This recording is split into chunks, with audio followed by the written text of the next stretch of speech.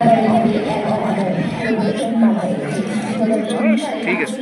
আবার হাইকোর্টের মাধ্যমে প্রতারণা থেকে ফিরিয়ে আনা হয়। তার মধ্যে ৩০% হবে মুক্তিযোদ্ধা দুই ছেলে মেয়ে রাষ্ট্রপতির জন্য। এরপরে পুনরায় ছাত্রলীগের কোটা বিরোধী আন্দোলন ফুটে ওঠে এবং তারা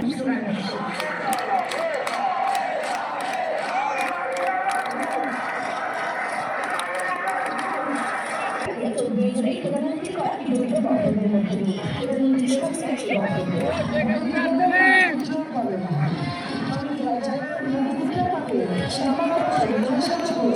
তার এই বিতর্কিত বক্তব্যে ছাত্রজনতা ফুটে ওঠে এবং সেদিন রাতে বিক্ষোভ সমাবেশ শুরু হয়।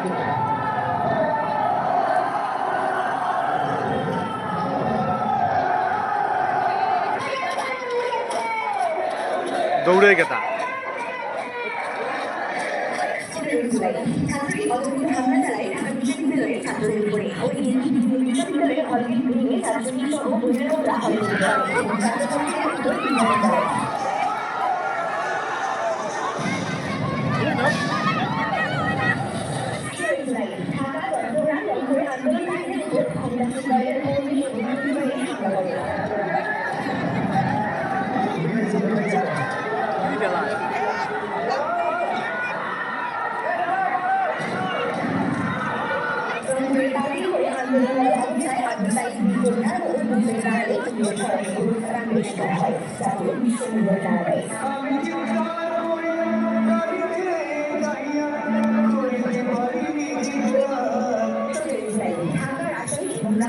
বিশ্ববিদ্যালয়ের ছাত্ররা আন্দোলনকারী ছাত্রদের সেখানে বাধা চালাতে পারে এবং এই মুহূর্তে ছাত্রদের উপর আক্রমণ চালায়।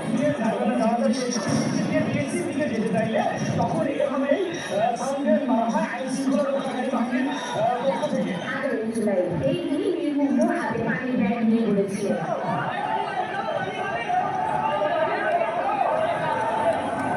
গুলি এসে তার মাথায় লাগে।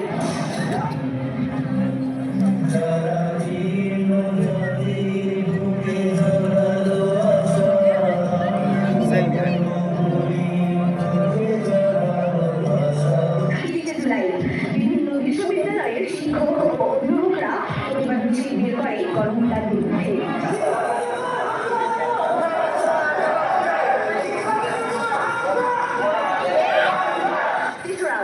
সমন্বয়করা এক দফা দাবি ঘোষণা করে সব জেলা থেকে জনগণের ঢাকা একটা আহ্বান জানানো হয়।